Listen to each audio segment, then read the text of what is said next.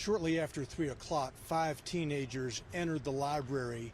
3 went into the men's room, while 2 others appeared to act as lookouts. We know this from the surveillance footage inside the library. While the 3 were inside the restroom, it appears that at least 2 of the 3 were armed and shots were fired. One of the teens was shot in the groin, the other was shot in the foot.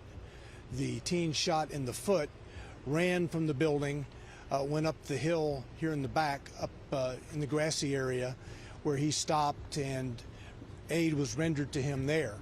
The teen shot in the groin remained in the restroom and was assisted out into the library proper by a staff member who had heard the gunfire.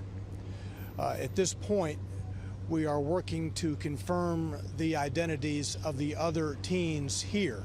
Now we have one individual, other than the people who were shot, detained and being taken to headquarters. We think he was one of the 5.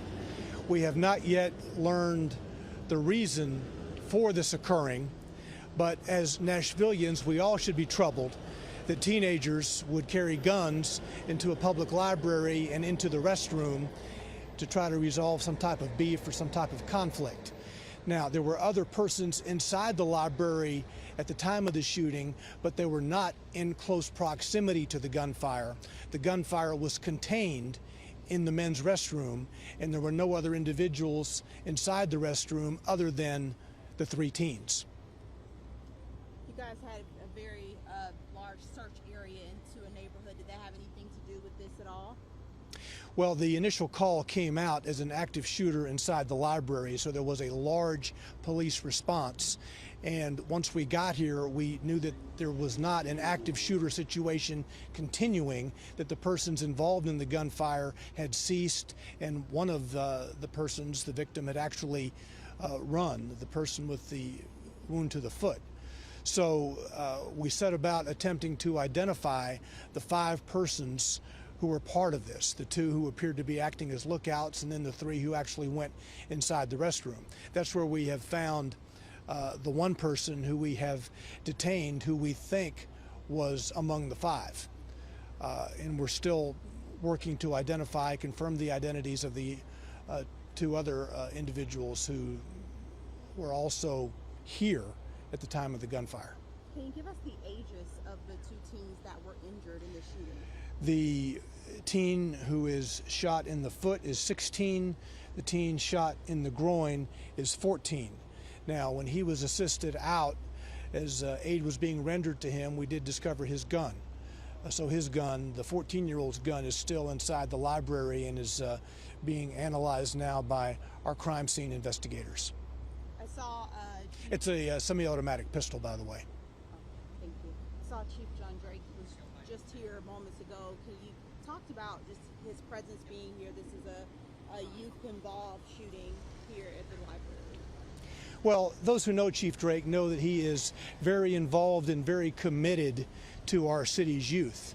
While we are all troubled about what has taken place today with teens bringing guns into a library and actually firing guns in furtherance of some dispute, Chief Drake is definitely impacted by this, as he, through his precision policing and community engagement, works to help teens avoid this type of activity. But he can't do it alone. The police department can't do it alone. It takes all of us. That's why we all should be concerned and should step back and think a moment about 3 teens entering a restroom, at least 2 of them armed, and then gunshots being fired. What are the possible charges that these teens can face, being that this was a public library and that there was a shooting inside?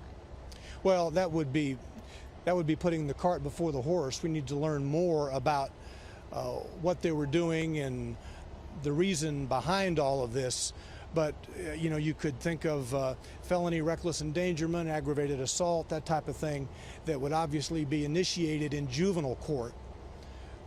And then once a case goes to juvenile court, the prosecutors can decide where it might need to go from there. Any word from any witnesses that were or bystanders that were inside of the library at the time? Well, the police department's very fortunate to have surveillance video from inside the library, so we can see persons going into the restroom. We can see the two others hanging around the door, appearing to act as lookouts.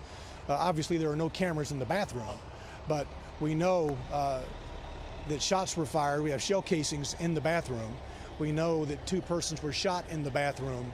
So we know a lot from the surveillance video and from what we've seen inside the bathroom as we're processing it. Is the scene pretty much wrapped up for the day, Dylan? Mm-hmm. All right. Anything else you want to say? Nope. Thank you so much. Was anyone apprehended in that neighborhood back